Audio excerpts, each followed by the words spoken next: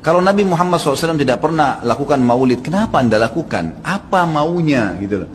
Tanya coba, pasti mereka bilang Nabi nggak pernah lakukan, para sahabat tidak melakukan. Sampai saya pernah berkata kepada beberapa teman yang sudah sampai pada level ustadz kiai-kiai yang mereka masukkan, saya bilang, akhi, tolong datangkan kepada saya satu saja pendapat, tidak usah dari para sahabat, tidak usah dari para tabiin, 4 orang imam saja, Imam Ahmad, Imam Malik, Imam Syafi'i, Imam Abu Hanifah, ada nggak satu saja statement mereka yang suruh buat maulid? Coba datangkan kepada saya. Tidak pernah ada, satu pun tidak ada statement mereka. Dan itu muncul justru setelah mereka meninggal. Imam Abu Hanifah meninggal tahun 150 Hijriah, Imam Malik meninggal 179 Hijriah, Imam Syafi'i meninggal 204, Imam Ahmad meninggal 240 Hijriah.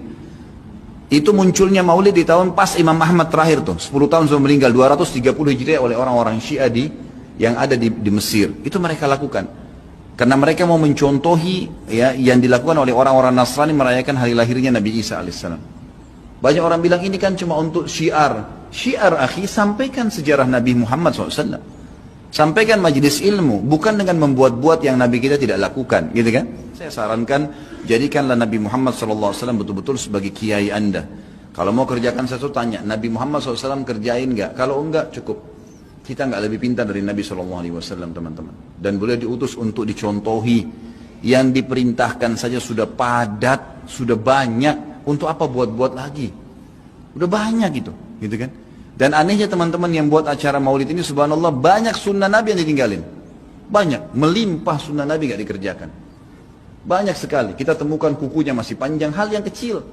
Istrinya belum pakai jilbab, dia masih belum datang ke masjid sholat 5 waktu, banyak. Rame-ramein aja pada saat acara itu saja, itu pun tidak ngerti apa itu acara. Datang baca salawat, berdiri tengah-tengah, padahal dianggap ruhnya Nabi SAW sedang lewat tuh. Itu keyakinan mereka itu. Coba tanyain gitu kan, memang sudah begitu. Jadi tidak cukup dengan kata-kata baik. Mohon maaf, saya katakan ini dengan teman-teman yang melakukan perbuatan-perbuatan yang Nabi SAW tidak perintahkan. Anda sama saja sedang mengatakan, maaf Rasulullah, saya lebih ngerti daripada Anda. Nabi SAW tidak perintahin kita kerjain, jadi kita lebih ngerti dong dari Nabi. Gitu kan?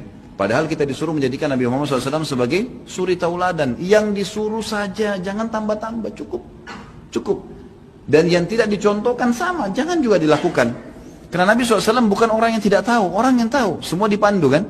Berarti di sini masuk dalam mengerjakan apa yang diperintahkan, meninggalkan apa yang dilarang dan yang tidak dicontohkan.